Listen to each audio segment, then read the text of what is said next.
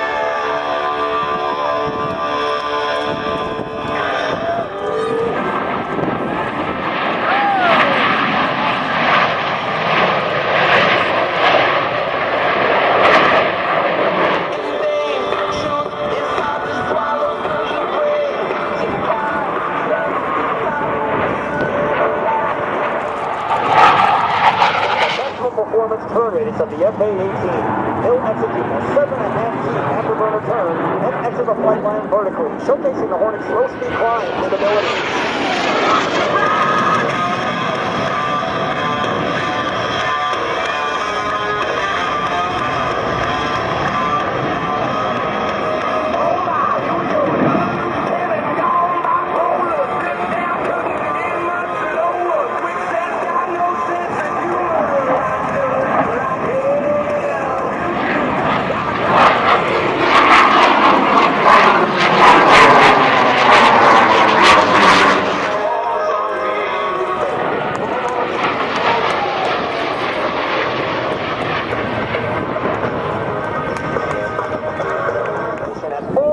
Miles per hour.